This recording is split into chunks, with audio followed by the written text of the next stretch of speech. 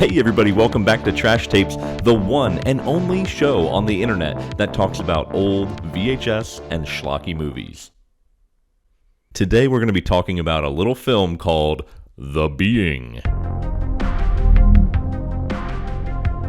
From 1983, written and directed by Jackie Kong. Let's just go over the brief summary in a nutshell, what it is.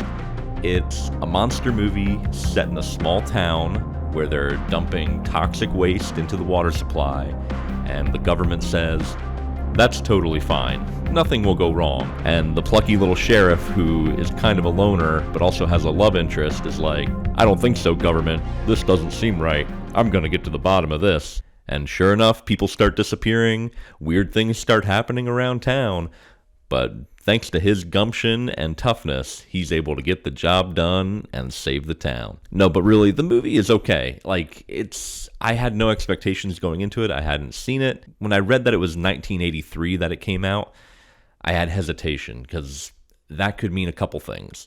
It could be a holdover from the 70s, where it's going to be kind of slow, shot really flat. It's not going to be very interesting. There's not going to be any neat special effects. It could be full on 80s horror where there will be cool effects and interesting things happening. And honestly, it's kind of a mixture of both. It definitely has that 70s feel when it comes to the way they shot it, how they filmed it. A lot of the scenes are very flat, not very dynamic. I was pleasantly surprised at the use of practical effects. There is a shot in the beginning where one of the kids has gone missing, and he's running away from the dump site where the toxic waste facility is, and he breaks into a car in the junkyard and is driving away. And as he's driving, there's a thud on the roof, and the creature breaks in through the top and grabs his head, and you can actually see all on camera the monster rip the kid's head off, and there's blood everywhere. And I'm like, whoa, that's pretty shocking. I wasn't expecting that from this movie. Pretty good effects, just in your face. I was like, that's cool, that's surprising. Maybe we got something here. Unfortunately, that pace doesn't keep up throughout the whole film. There's lots of moments where you're just kind of like, okay, let's get to the point, movie, come on. But there's some other good moments like that where the deputy is in his car at night alone, and all of a sudden, a huge monster hand punches through his chest and kills him. And, it's very Toxic Avenger-esque. That was pretty cool. The overall plot, though, is, it sets it up that it's this small town of Pottsville, Iowa, I think it is, and they have a toxic waste or nuclear waste facility that has come in by the government, and there's a government official there, and he's on the news saying there's nothing to worry about to all the residents. It's not going to contaminate the water. It's going to be safe for everybody. We have a treatment facility. We run tests every day, blah, blah, blah. Everything's fine. Therefore, one must conclude that dumping nuclear waste into the aquifer does not and will not affect the water. And obviously that's not true. People start to go missing. They start to have strange occurrences in the town, and obviously it has mutated something or someone into this grotesque monster that is now terrorizing the town. Kind of your generic monster B-movie plot. There are some weird things, though. The town is oddly obsessed with, there's this whole thing with, the toxic waste going on in their town, but nobody really cares about that.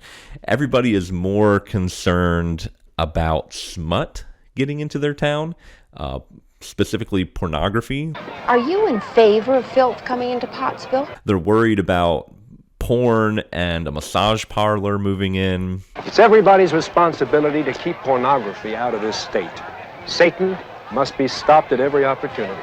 I think it's the mayor and his wife are the advocates for this. We don't want smut in our town.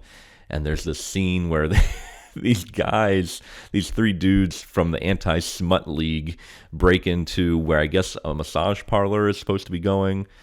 It doesn't really make a lot of sense, but they break into this garage and they're looking around for something to stop the massage parlor. I don't know if they're just going to tear the place up or something.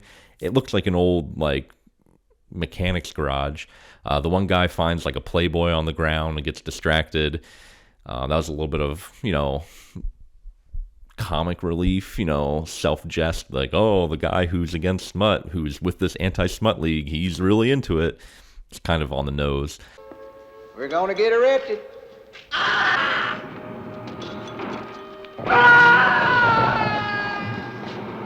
Willis! Willis! Willis! Anyway, so yeah, the town is really concerned with smut entering their town and totally blind to the fact that their residents are slowly getting killed off by this toxic monster. The monster itself, it's okay. It's, shot very vaguely, which is probably good. We haven't heard from Paul in 3 hours. I'm getting worried. Your worry isn't going to accomplish. Whoa, what's that? What's happening? Hey, this place will do anything to make a buck. Movie don't scare you, so they send this joker around. I'll tell him to fuck I'm worrying off. about all of you. I just wouldn't know. Fuck off. It's a little confusing. There's a moment near the beginning where they're at the drive-in movie theater and there's people watching the movie and like this ooze starts coming through the vents and through the radio. I was like, oh, that's pretty cool. So it's kind of like the Blob. The monster can come through tight spaces. I was like, this will pay off later. No. That's the only time that they do that for the monster.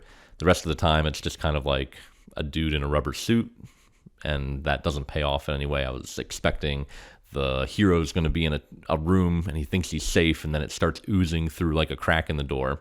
Nope. Was just that one time for a cool effect, which is fine.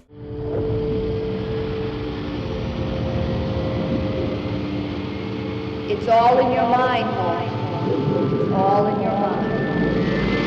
It feels like the writer-director, he watched the movie Alien and Halloween back to back. And he was like, what would be a good idea? An alien in a small town who's going around killing people. Genius.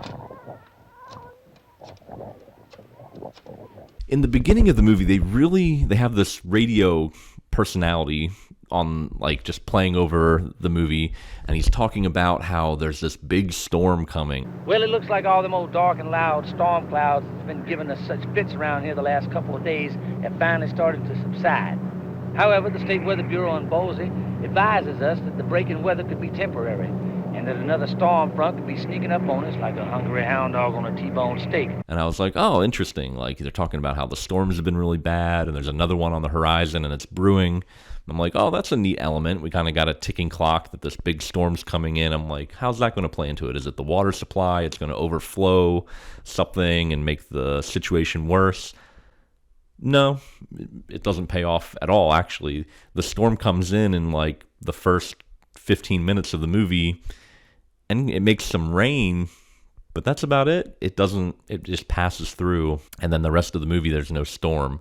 So like they have all these like good ideas that just don't pay off, like all these neat setups, and then they just throw it away at the very beginning of the film. But it is what it is. Our main character is the town sheriff, and it was kind of confusing in the beginning because he doesn't speak, but there's dialogue every time they show him. And so I was trying to understand, I'm like, did the actor do such a bad job that they had to dub him and now it just doesn't line up? Or what is going on? Because they would literally show him and there'd be talking, but his mouth wouldn't be moving. What the hell is this guy leaving his flashlight in the middle of the road for? Probably taking a leak somewhere. And I'm like, what is going on? Like, why? I'm so confused.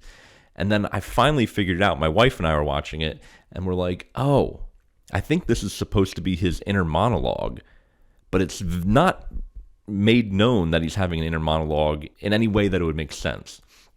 Like, they show other characters talking to the sheriff, and he just is sitting there, and then there's talking from his point of view, but his mouth doesn't move.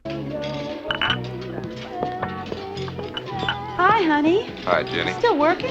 Yeah. It's Saturday night. And I'm like, what is going on? Or he's at his car and he's talking, but it doesn't sound like thoughts. It sounds like someone talking to themselves.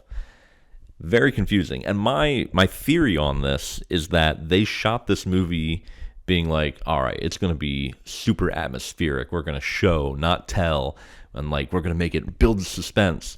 But they shot it very wide and flat. They didn't have very dynamic cinematography. So when my guess is that they were watching the movie back or in the editing booth and they're putting it together and they're like, oh, our movie's really boring and people are going to fall asleep.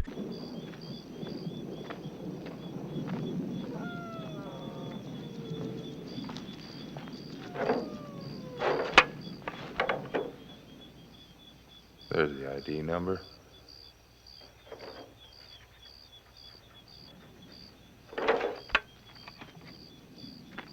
I think their vision was this will be so atmospheric and so intriguing. We don't have to say anything until like 15 minutes in.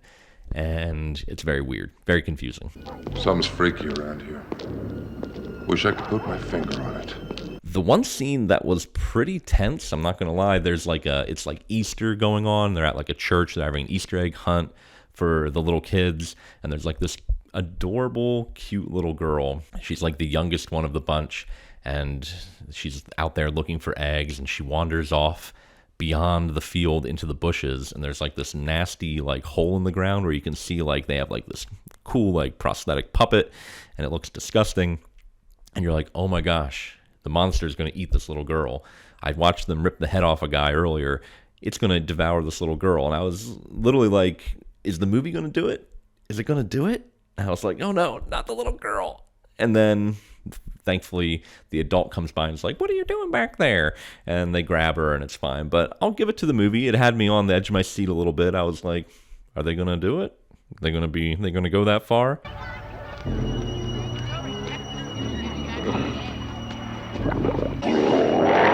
And the climax of the film with our sheriff is kind of like, they go to a warehouse, he fights the monster. Honestly, by that point, I was getting a little bored with the film.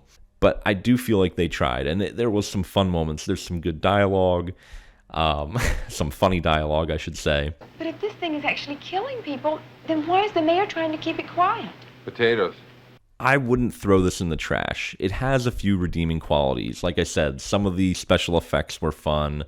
It's self-aware in a few ways, like with the town being so concerned with the smut coming in. That felt kind of fun. The monster is okay, but it doesn't get highlighted enough. It's not shown enough to really be a character. It's just like this existential threat. Overall, I would say this is kind of like your mid-tier bad movie. It's worth watching once, but it's not something I would go back to after having seen it. Let me know if you guys have watched The Being and what your thoughts of it are. Thank you guys so much for watching. Make sure to hit that like button, subscribe, and I'll catch you in the next one.